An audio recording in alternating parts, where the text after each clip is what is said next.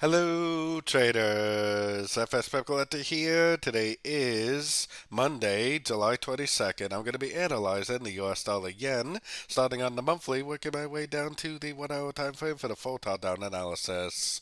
So on the US dollar yen monthly, I'm definitely still looking at this as one big uptrend. Looks like a 1, 2, 3, 4.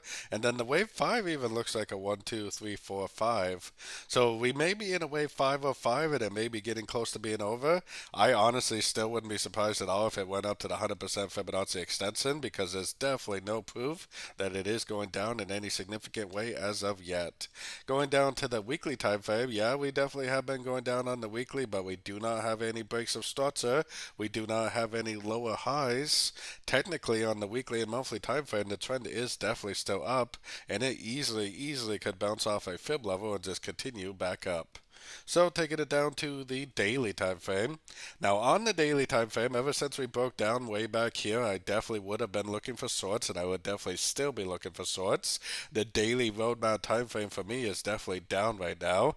Now I am keeping a very close eye on these fib levels. If it makes a significant higher low, like that, or if it actually, at this point goes up and breaks this structure, then I definitely at that point would stop looking for shorts and start looking for longs again. But I am definitely looking for shorts on sort of time frames, and if it just does this and keeps on going down, then that definitely isn't going to cause me any problems. So going down to the 4 hour time frame, as of right now, the most recent structure level is right here. So if price goes up and breaks this structure level, I would definitely stop looking for shorts and start looking for longs. Otherwise, even if it does end up going up one more time, I would still be looking at this as a possible A, B, and C correction to the downtrend. I personally am only looking for shorts, and I'm only going to go short on pullbacks.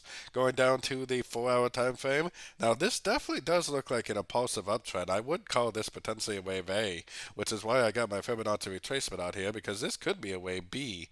Now, the problem is sometimes what we think is a wave B will actually be the continuation of the downtrend. So I definitely would continue to look for shorts every chance I got on these sort of time frames. But if this does what you would think that it would do based on Elliot wave, then you would expect to see a Fibonacci bounce. You'd expect to see it to make a decent little move to the upside for either a wave C or a wave 3. For me personally, unless it breaks this high up here, I am definitely only looking for shorts. I'm not a scalper or anything like that, so I'm not going to take any long opportunities. But instead, I will look for shorts every chance I get. If it does pop up one more time, that's great news for me because that should give me a chance to go short at the end of this ABC correction for the continuation of the downtrend.